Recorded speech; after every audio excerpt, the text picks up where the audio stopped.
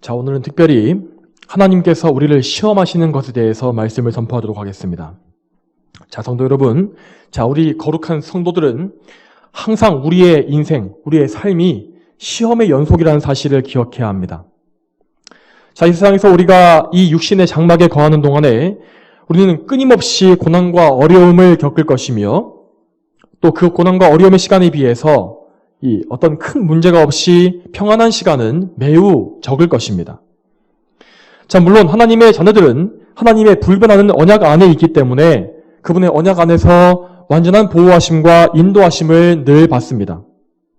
그렇지만 하나님의 언약이라는 것은 절대 성도들에게 어떤 꽃길을 걷는 것과 같은 안락함만을 약속하는 것이 아닙니다. 이 세상에서 성도의 삶이란 것은 전쟁, 전투에 비유될 만큼 거칠고 또한 많은 고난과 함정과 어려움이 반드시 있는 것입니다. 그리고 우리가 성경 말씀을 자세히 보게 되면 예수님을 믿는 사람들에게 이 세상의 복락이 약속되지 않는다는 사실을 발견하게 될 것입니다. 이 세상에 속한 복들, 그러니까 돈이나 건강이나 권력이나 권세, 명예 등등의 것들은 성도들에게 물론 일정 수준 필요한 만큼 공급되기는 합니다. 그렇지만 그런 것들은 결코 그들에게 넘치게 부어지지는 않습니다. 아주 간혹 하나님의 섭리 가운데 그런 것들을 허락받는 성도들이 있는 것이 사실입니다. 하지만 그런 사람들조차도 결국에는 그들 자신을 부인하기 위하여 이 세상의 것들을 포기하고 내려놓는 과정을 반드시 겪게 되는 것을 우리는 볼 수 있습니다. 이제 오늘 본문 말씀을 보겠습니다. 자, 오늘 우리가 읽은 본문은 가나안 땅에 정착하게 된 이스라엘 백성들에 대한 하나님의 섭리가 무엇인지를 보여주고 있습니다. 자, 여기 등장하고 있는 이스라엘 백성들은 자, 출애굽 시대의 제3세대에 해당하는 사람들입니다.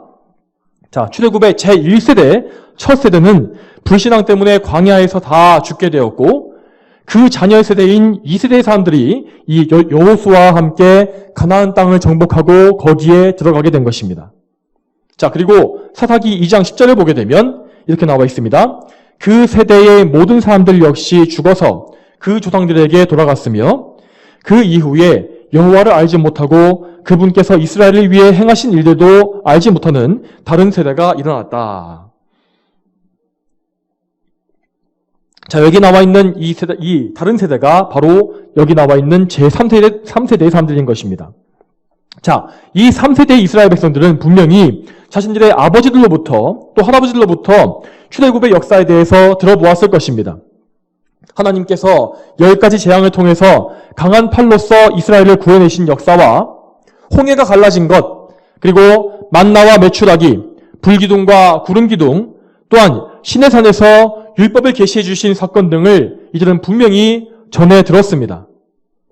또한 가나안 땅에 입성할 때에 있었던 일들 역시 이들은 다 들어보았을 것입니다. 여리고성이 무너진 그 이야기와 가나안 백성들을 정복할 때 있었던 그 하나님의 도우심을 이들은 다 들어보았습니다. 그렇지만 이 사람들은 그 모든 것들을 듣기는 했어도 그것을 직접 눈으로 보거나 경험해보지는 못한 세대였습니다. 그리고 그들은 이제 모든 전쟁이 끝나고 젖과 꿀이 흐르는 이 가나안 땅에 정착해서 그 풍족함을 누리게 되었던 것입니다. 그들에게는 마치 그들의 조상들이 겪었던 모든 어려움들이 없을 것처럼 보였습니다. 그들은 더 이상 뜨거운 광야길을 헤맬 필요도 없었고 또한 강대국에게 노예 생활을 할 필요도 없었습니다. 이전 세대 이스라엘 백성들에게는 이렇게 시험과 훈련의 수단들, 그러니까 모든 환경들을 통해서 계속해서 연단의 과정이 거쳐졌습니다. 그렇지만 이제 가나안 땅에 정착한 제3세대 백성들에게는 이제 정말 새로운 시험의 수단들이 필요해진 것입니다. 이 새로운 시험의 수단들이란 것은 가나안 땅에 아직 남아있는 이방 민족이라고 하셨습니다. 자, 3절을 보게 되면 그 명단이 나옵니다. 블레셋 5군주와 모든 가나안 사람과 시돈 사람과 바알 헤르몬 산에서부터 하맛 어기까지 레바논 산에 사는 히위 사람이었다. 자, 여기에서 우리는 하나님의 정말 오묘한 지혜가 드러나는 것을 볼 수 있습니다. 이 앞서 있는 사사기 1장과 2장 말씀을 보게 되면 이스라엘 백성들이 그들의 불신앙과 게으름 때문에 또한 용기가 없는 것 때문에 이방 민족들을 완전히 진멸하지 못하고 일부 남겨두었다는 말씀이 나옵니다. 자, 이렇게 남겨진 민족들의 대다수는 물론 나중에 이스라엘 백성들이 힘이 강해진 후에 결국 이스라엘 백성들을 섬기는 노예가 되었습니다. 하지만 그들 중에 일부가 다시 세력을 회복해서 오늘 본문에 나와 있는 이스라엘 백성들의 대적이 된 것입니다. 자, 이렇게 이들이 생존하게 된 것, 이방 민족들이 남게 된 것은 분명히 이스라엘 백성들의 불신앙과 게으름, 그 죄 때문이었습니다. 그렇지만 하나님께서는 이스라엘의 죄의 결과까지도 지혜롭게 사용하셔서 이스라엘의 믿음을 시험하시기 위한 도구로 쓰신 것입니다. 하나님께서는 이렇게 하심으로써 그분의 공의와 사랑이라는 두 가지 속성을 다 보여주셨습니다. 먼저 공의의 측면에서 하나님께서는 이 이방 민족들을 통해서 이스라엘의 죄를 징계하셨고, 또한 사랑의 측면에서 그분은 이스라엘을 바른 길로 이끄시기 위한 도구로 이 이방 민족들을 사용하신 것입니다. 성도 여러분, 우리는 이러한 성경 말씀을 읽을 때에 항상 우리를 시험하시고 훈련하시는 하나님의 섭리가 어떤 것인지를 잘 생각해야 합니다. 여러분, 이 말씀을 잘 들으시기 바랍니다. 하나님께서는 당신의 백성에 대한 섭리에 있어서 항상 완전 무결하십니다. 그분은 우리 인간들의 지혜를 아득히 뛰어넘어 역사하시며, 또한 우리를 가르치시고 인도하시는 일에 결코 허술하시거나 어떤 약점이 없으십니다. 하나님의 백성은 항상 그분의 자녀로 부름받고 입양된 자들이기 때문에 그분의 안에 있다는 것입니다. 여러분, 반면에 이 세상의 부모들을 생각해 보시기 바랍니다. 이 세상의 부모들은 자신의 자녀에 대해서 자주 실수를 합니다. 그들은 아무리 최선을 다할지라도 때로는 자녀를 괴롭게 하기도 하며, 또한 자녀를 가르치고 양육하는 일에 게을러지고 허술해질 때가 있습니다. 모든 부모는 자기 자신조차 책임질 수 없고 구원할 수가 없는 죄인이기 때문에, 연약하기 때문에 자녀를 책임지는 일에 있어서도 완벽할 수 없는 것이 너무나 당연합니다. 여러분, 그렇지만 하나님은 그렇지 않습니다. 하나님은 완전하시며 무한하신 분이시기 때문에 그분의 수많은 자녀들을 한 명 한 명 완벽하게 아시는 분이십니다. 또한 그분은 그분의 이 아이들을 어떻게 다루어야 할지를 아시며 그것을 완벽하게 실행하시고 성취하실 능력이 있으신 분이십니다. 그렇기 때문에 우리가 참으로 하나님의 자녀라면 우리는 하나님의 품 안에, 그분의 크신 손 안에 있는 것입니다. 우리는 결코 방치되지 않을 것입니다.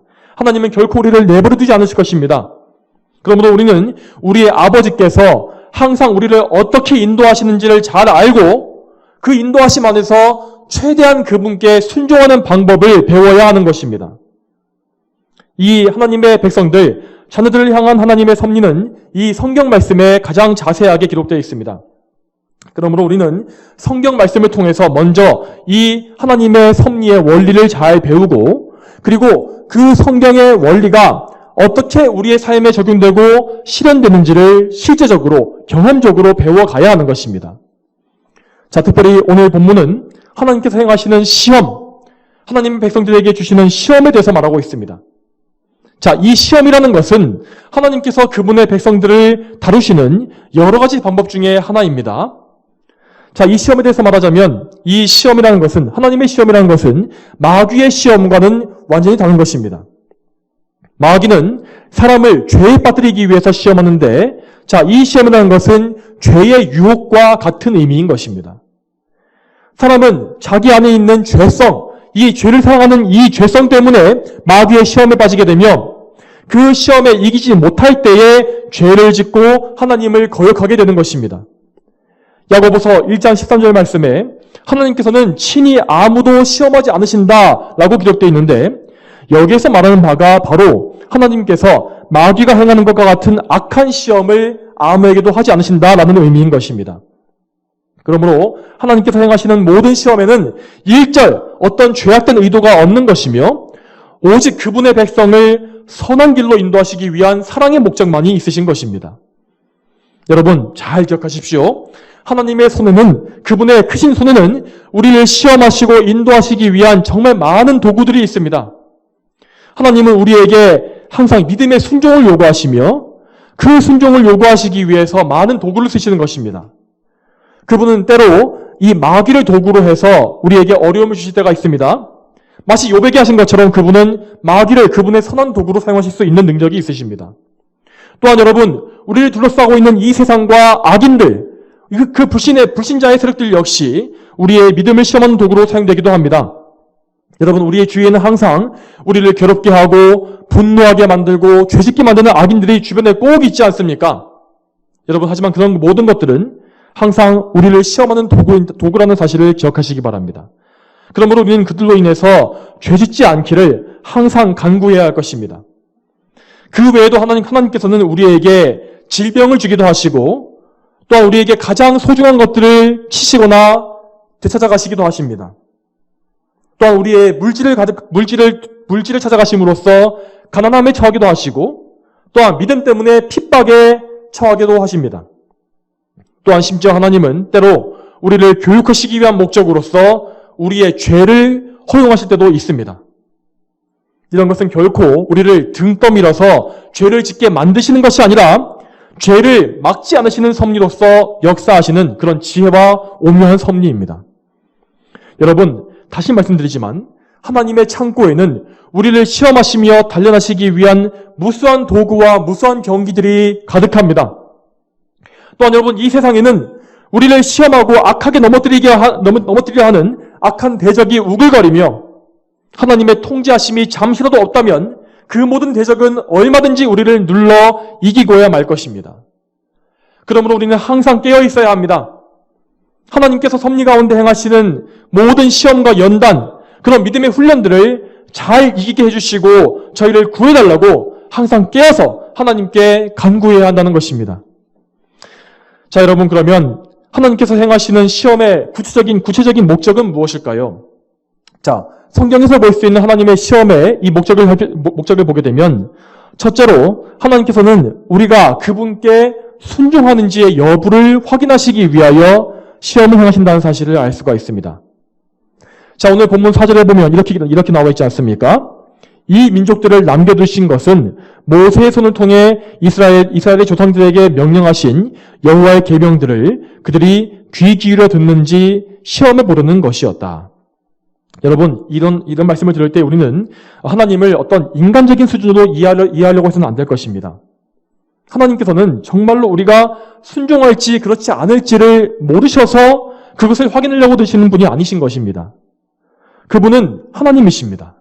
그분은 만물 안에서 일어날 모든 일을 미리 다 정하시고 미리 아시는 정말 전능하신 분이십니다. 하나님께는 무슨 열려있는 가능성 따위가 존재하지 않는 것입니다.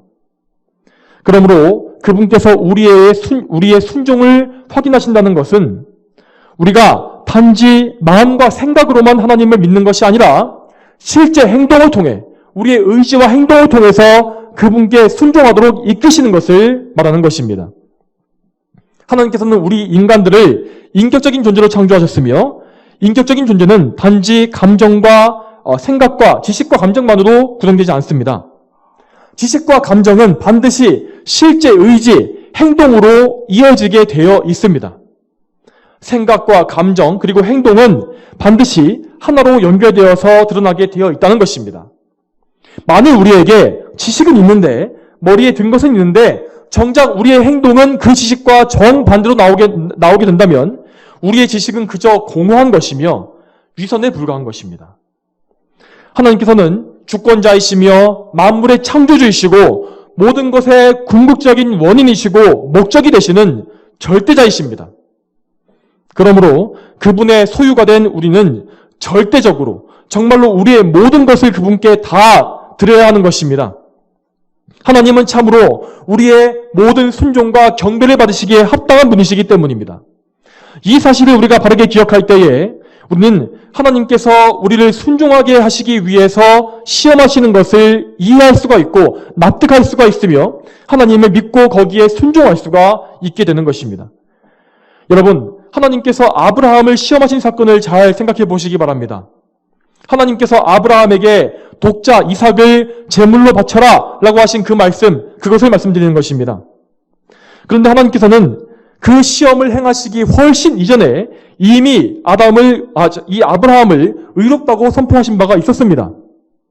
아브라함이 아직 아브람이라고 불릴 때에 하나님께서는 그를 고향 땅에서 불러내시고 계속해서 그 이후에 그를 믿음의 길로만 이끌어 주셨습니다. 그리고 창세기 15장에서 하나님은 아브라함에게 자손을 약속하시면서 내 후손이 저 하늘의 별들과 같이 많아질 것이다 라고 말씀하셨는데 아브라함은 그때에 그 말씀을 믿었습니다. 이 하나님께서는 그 믿음을 보시고 그것을 그의 의로 여기셨다 라고 하십니다. 즉 아브라함은 이때 이미 하나님을 믿음으로 변치 않는, 불변하는, 취소되지 않는 구원을 얻은 것입니다. 그렇지만 하나님은 그를 결코 그 구원받은 상태에 내버려 두시지 않았습니다. 하나님은 그를 계속해서 연단하셨으며 그가 실제로 그 믿음대로 믿음의 삶을 살도록 이끌어 가셨습니다. 그리고 나중에 하나님께서는 그에게 가장 큰 시험을 내려주신 것입니다. 창세기 22장 1절과 2절 말씀에 이렇게 나와 있습니다. 이 일들 후에 하나님께서 아브라함을 시험하시려고 아브라함아 하고 그를 부르시니 아브라함이 예 제가 여기 있습니다 하고 대답하였다. 하나님께서 말씀하시기를 내 아들 곧 네가 사랑하는 너의 외아들 이삭을 데리고 모리아 땅으로 가서 내가 너에게 말해주는 한 산 위 거기서 그를 번제로 드려라 하시니. 여러분 이 엄청난 말씀에 아브라함은 아무런 저항을 하지 않았습니다. 그는 하나님을 온전히 믿었으며 그분의 뜻에 완전히 순종했습니다. 그는 정말로 나중에 이삭을 죽여서 칼로 죽여서 제물로 바치려고 했는데 히브리서 11장 9절 말씀에 따르면 그는 하나님께서 죽은 자들도 다시 살리실 수 있다고 믿었기 때문에 이렇게 행할 수가 있었던 것입니다. 이처럼 아브라함은 하나님을 정말 의심 없이 철저하게 믿었고 자신의 목숨보다도 더 귀한 독자 이삭을 바침으로써 자신의 믿음과 사랑을 증명했습니다. 그는 이로써 하나님의 시험을 통과했으며 그에게는 그 이상의 시험이 필요하지 않았습니다. 이에 하나님께서는 천사를 통해서 아브라함을 부르십니다. 아브라함아 아브라함아 그 아이에게 내 손을 대지 말고 그에게 아무 일도 하지 마라. 내가 너의 아들 내 외아들까지도 내게 아끼지 않으니 이제 나는 내가 하나님을 경외한다는 사실을 알았다. 다시 말씀드리지만 하나님께서는 아브라함이 하나님을 경외한다는 사실을 모르시지 않았습니다. 그렇지만 그분은 우리에게 경외심과 그 믿음에 합당한 증거를 요구하시는 것입니다. 그분께는 그렇게 하실 권리가 있으시며 또한 우리의 전부를 받으심으로써 영광을 받으셔야만 합니다. 또한 여러분, 우리가 그분께 이렇게 믿음의 증거를 보여드리는 것은 그분께만 영광이 되는 것이 아니라 우리 자신에게도 영광과 영원한 유익을 준다는 사실을 여러분 아셔야 합니다. 여러분 또한 두 번째로 하나님께서 우리를 시험하시는 또 다른 목적은 우리를 연단하시기 위함입니다. 여러분 성도는 구원받고 거듭난 이후에 하나님을 사랑하는 새로운 본성을 부여받게 됩니다. 그렇지만 그렇게 새로운 본성을 가진 동시에 그는 여전히 죄로 타락한 본성, 옛 사람의 본성을 그의 장막 안에 가지고 있는 것입니다. 하나님께서 주시는 그 시험은 이러한 우리를 단련하셔서 우리 안에 있는 죄의 세력을 약화시키시고 죄의 모든 불순물을 제거하시는 작업입니다. 하나님은 우리의 본성상 죄에 빠지기 쉬운 모든 약점을 또 잘 아십니다. 그리고 그분은 우리가 스스로 강하다고 자고하여서 교만해지기 쉬운 부분이 어디인지도 잘 아십니다. 그래서 하나님은 우리를 각자 가장 적절한 방법으로 시험하시고 단련하셔서 우리의 모든 면에서 경건하고 강건하며 겸손하며 또한 죄를 멀리하는 참된 성도로 다듬어 가시는 것입니다. 마치 숙련된 대장장이가 예리한 이 칼을 만들어가는 과정과 같이 하나님은 우리를 용광로에 집어넣으시기도 하시고 찬물에 갑자기 담그시기도 하십니다. 물론 이러한 연단의 과정은 대단히 괴롭고 힘들기 때문에 우리는 그 과정 속에서 때로는 믿음이 연약해져서 하나님의 선하심을 잊어버리기도 하고 그분을 원망하게 되거나 또는 혼란과 의문에 빠지기도 합니다. 그러나 여러분, 그런 상황 속에서 항상 기억하시기 바랍니다. 우리를 단련하시는 하나님은 항상 변함없이 선하십니다. 그분은 항상 우리를 사랑하시며 우리에게 가장 좋은 것이 무엇인지를 우리보다 훨씬 더 완벽하게 알고 계십니다. 그러므로 우리가 그분의 손에 들려서 연단받고 있다는 사실을 알게 된다면, 그것을 깨닫게 된다면 우리는 오히려 기뻐해야 마땅합니다. 왜냐하면 그 연단의 과정이라는 것은 하나님께서 우리를 자녀로 대하신다는 사실을 보여주는 가장 확실한 증거이기 때문입니다. 여러분, 자녀와 다르게 불신자에 대해서는 하나님께서는 이러한 수고로운 연단을 전혀 행하지 않으십니다. 물론 불신자들에게도 역경과 고난들이 많이 있습니다. 저주스러운 환난들이 있습니다. 외적으로 보기에 그러한 환난들과 어려움들은 성도들이 당하는 고난과 별 차이가 없어 보일 수 있습니다. 그렇지만 그들이 당하는 고난, 불신자들의 고난은 결코 그들을 하나님께로 가까이 이끌지를 못합니다. 그들은 이를 악물고 어려움을 이겨낼지라도 오히려 그 결과로 하나님과 더 멀어지게 되며 자기 자신을 더 신뢰하게 되고 자부심과 자기의만 더 강해지는 결과를 낳습니다. 결국 불신자들의 삶에 벌어지는 모든 고난들은 그들에게 은혜와 모든 의가 되는 것이 아니라 그들을 멸망의 길로 이끌어가는 그런 멸망의 열매를 맺게 되는 것입니다. 그렇지만 하나님께서 그분의 자녀들, 성도들을 연단하시는 것은 그들을 온전하게 하시기 위함이며 그들을 그분의 나라, 영원한 천국에 합당한 백성으로 변화시켜 가시는 영원한 복락의 과정입니다. 참된 성도는 비록 흔들리고 넘어질지라도 하나님의 선하신 손길을 믿으면서 그분께 자신을 온전히 의탁하는 믿음을 가지게 되어 있습니다. 시편 26편 2절 말씀에 다윗은 이렇게 기도합니다. 여호와시여 나를 살피시고 시험하셔서 내 뜻과 마음을 단련시키소서. 자, 이 다윗의 기도와 같이 성도는 자신의 죄악되고 연약한 본성을 잘 알고 있으며 그래서 그 자신에게 하나님께서 행하시는 시험과 연단이 반드시 필요하다는 사실도 알고 있는 것입니다. 시편 26편의 이 상황에서 이미 다윗은 대적들에 의해서 큰 어려움을 당하고 있었습니다. 그렇지만 다윗은 그 상황 역시, 그 정말 모질고 거친 상황 역시 하나님의 섭리 가운데 그에게 허락된 이름을 알고 있었고 하나님께서 그러므로 이 모든 일들을 통하여 그 자신을 연단하셔서 선한 열매를 맺게 해달라고 간구했던 것입니다. 참된 성도는 이런 하나님의 단련하시는 과정을 진실로 그 마음에 바라게 된다는 것입니다. 여러분처럼 하나님께서는 오직 선하신 목적으로만 우리를 시험하시는 분이십니다. 여러분, 이러한 원리는, 이러한 연단의 원리와 그 목적, 그 모든 것들은 단지 이 성경책에만 기록되어 있는 죽은 문자가 아닙니다. 우리는 정말로 이 말씀들과 같이 실제로 하나님께서 우리에게 부과하시는 시험에 맞닥뜨리게 될 것이며 그럴 때마다 믿음으로 그 시험을 이겨내는 경험을 해나가야 합니다. 우리는 이 모든 것을 겪어내야 하는 것입니다. 자, 여러분, 그러면 우리에게 정말 시험이 닥쳐올 때에 우리는 이 시험을 어떻게 통과하며 어떻게 이길 수가 있겠습니까? 가장 먼저 우리는 하나님의 말씀에 의지해야 합니다. 앞서 말씀드렸던 아브라함이 그에게 닥친 매우 어려운 시험, 자식을 죽여 바치라는 그 정말 가장 최악의 시험에 능히 통과할 수 있었던 이유는 그가 하나님의 말씀을 전적으로 신뢰했기 때문이었습니다.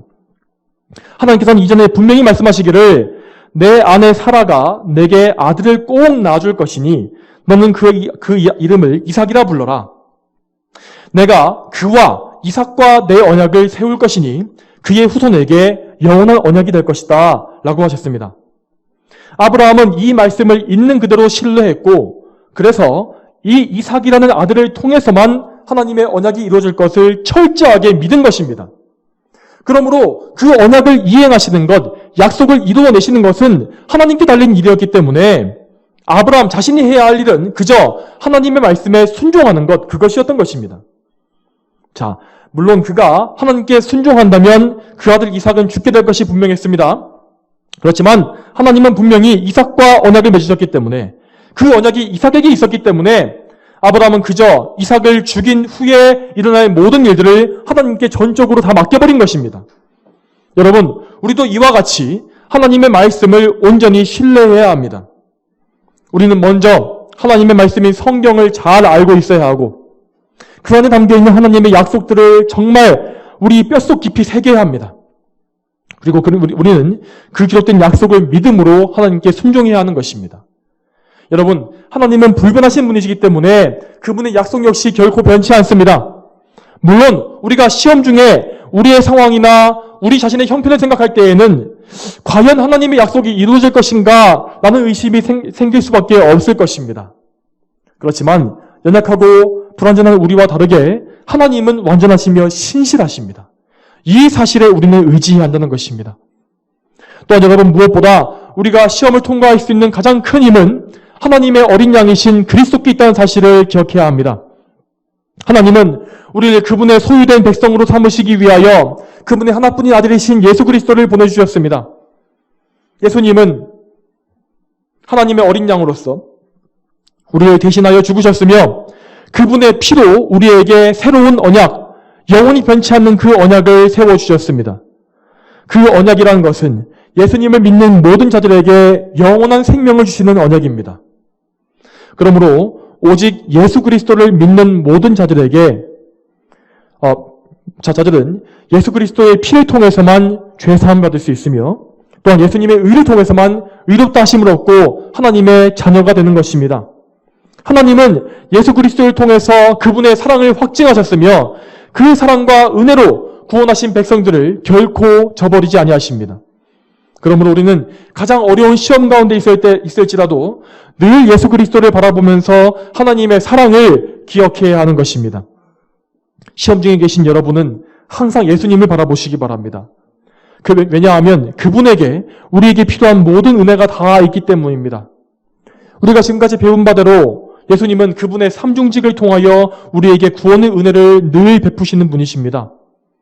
예수님은 큰 선지자로서 우리에게 생명의 말씀을 늘 먹여주시는 분이시고 또한 대제사장으로서 그분은 하나님과 우리 사이를 항상 중보해 주십니다. 또한 그분은 왕으로서 우리를 완전하게 통치하시며 우리를 항상 보호하시고 인도하셔서 한 명도 잃지 않으시는 통치자이십니다. 우리 자신에게는 아무 능력이 없지만 우리의 생명과 힘과 능력이 되신 예수 그리스도께 우리의 모든 것이 다 있는 것입니다. 그러므로 우리는 항상 오직 예수님을 의지함으로써 시험을 이기고 하나님께 영광을 돌릴 수가 있습니다. 자, 그러면 우리가 시험을 이겼을 때에 그 결과와 열매들에 대해서 생각해 보겠습니다. 자, 여러분, 시험을 이기는 사람은 더욱더 정금과 같은 온전한 성도로 변화될 것입니다. 자, 욥은 그가 당한 큰 시험 중에서 이렇게 고백했습니다.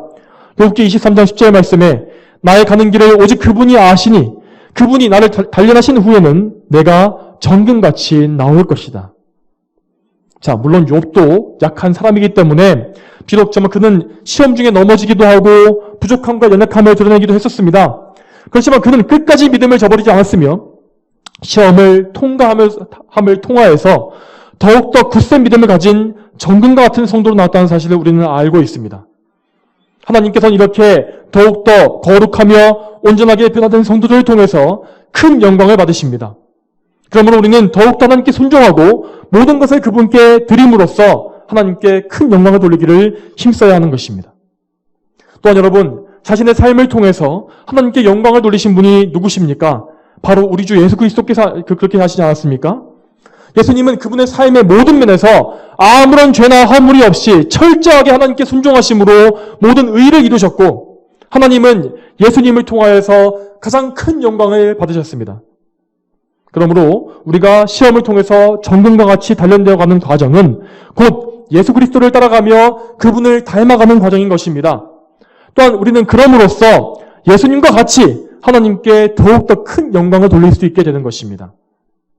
또한 여러분, 우리는 시험을 통과한 결과로서 더 큰 믿음의 확신을 얻게 되며 또한 나중에 다가올 더 어려운 시험도 이길 수가 있게 될 것입니다. 다시 말씀드리지만 우리의 삶은 항상 시험과 고난이 반복되는 그런 연속의 삶입니다. 하지만 성도로서 우리는 마땅히 그 어려운 과정들을 이겨내야만 하는 것입니다. 하나님은 우리의 믿음을 점점 더 성장시켜 가시는데 그 하나님의 각 과정 속에서 하나님은 우리가 이겨낼 만한 시험들을 우리에게 단계별로 허락해 주십니다. 따라서 우리는 하나님의 선하신 인도하심 가운데 한 단계 한 단계 점점 더 높아지는 신앙의 여정을 걸어가게 되며 작은 시험을 이겨낸 후에는 더 큰 믿음의 확신을 얻어서 더 큰 시험을 이겨낼 수 있게 되는 것입니다.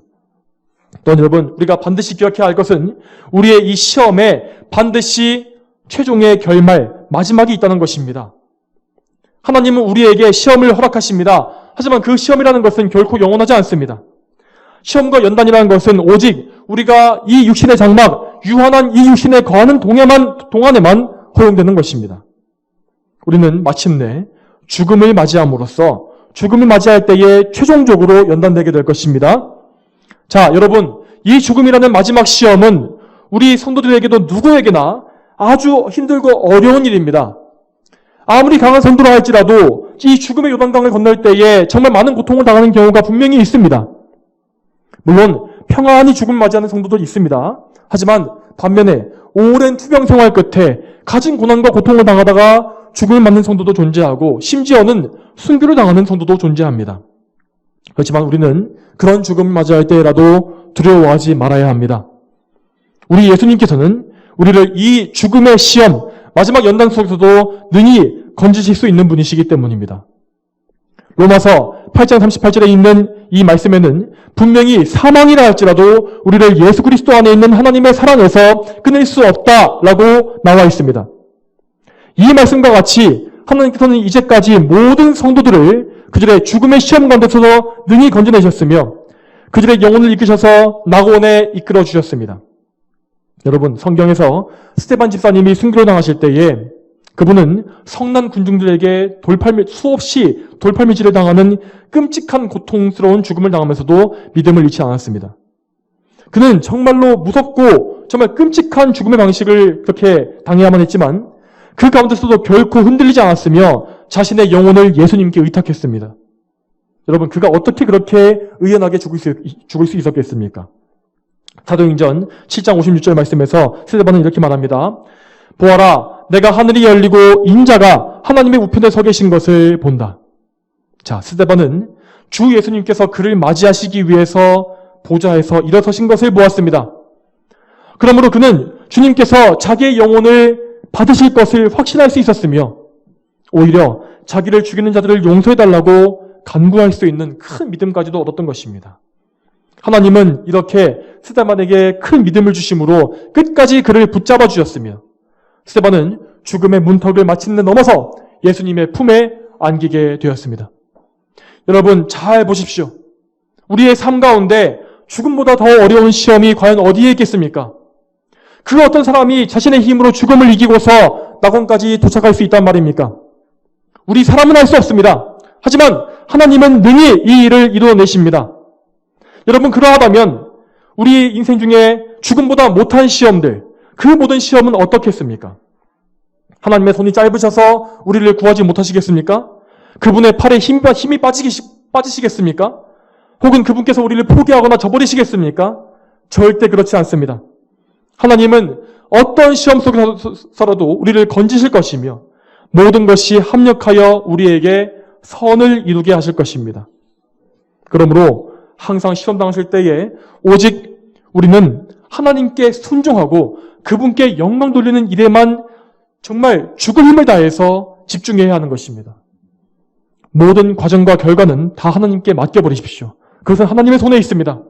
그분은 결코 우리를 실망시키지 아니하실 것이며 구원의 약속을 파기하시거나 우리를 배신하지 아니하실 것입니다. 그분은 우리가 생각하지도 못한 방법으로 놀라운 방법으로 우리를 건지실 것이며 우리가 미처 기대하지 못했던 귀중한 선물과 열매를 우리에게 맺게 해주실 수 있는 사랑의 하나님이십니다. 마지막으로 시편 34편 19절 말씀을 읽어드리겠습니다. 의인은 고난이 많으나 여호와께서는 그 모든 고난에서 그들을 건지시는도다. 이 말씀을 늘 기억하시고 믿으시길 바랍니다. 그리고 저와 여러분 모두가 우리에게 닥쳐오는 모든 시험과 환난을 능히 이기고 하나님께 모든 영광을 다 올리게 되기를 소망합니다. 다 함께 기도하시겠습니다. 거룩하신 아버지 하나님, 오늘도 이 사사기의 말씀을 통하여서 하나님께서 우리를 어떻게 시험하시며 또한 그 시험 가운데서 어떻게 연단하시고 또한 놀라운 열매를 맺게 하시는지에 대해서 듣게 하시니 참 감사합니다. 하나님 아버지, 우리는 참으로 죄인이어서 하나님의 연단하시는 손길이 반드시 필요하며 그 사랑의 손길이 없이는 결코 하나님을 영화롭게 할 수가 없고 거룩하게 성화될 수가 없고 천국에 합당한 백성으로 변화될 수 없다는 사실을 우리는 압니다. 주 하나님, 그러나 정말 저희의 연단의 과정과 하나님께서 시험하시는 모든 과정은 우리를 해치시려고 주시는 것이 아니라, 우리를 망하게 하시기 위해서 주시는 것이 아니라 우리에게 영원한 열매, 참으로 영원한 상급과 놀라운 구원의 역사를 이루시기 위한 하나님의 사랑이심을 우리는 믿습니다. 주여, 우리가 하나님의 손에 있을 때에 가장 힘들고 어려운 일을 우리가 볼지라도 항상 하나님의 선하신 손길과 그 의도와 목적을 깨닫게 하시고 하나님의 말씀을 의지하고 예수 그리스도를 의지함으로 말미암아 하나님을 신뢰할 수 있도록 도와주시옵소서. 늘 주여 우리가 하나님께 철저히 순종하게 하시며 죄짓지 말게 하시고 정말 모든 연단과 시험의 결과로서 더욱더 하나님을 영화롭게 하는 정금 같은 성도로 다 변화될 수 있도록 주여 인도하여 주시옵소서. 모든 것에 감사드리며 예수님의 이름으로 기도 올립니다. 아멘.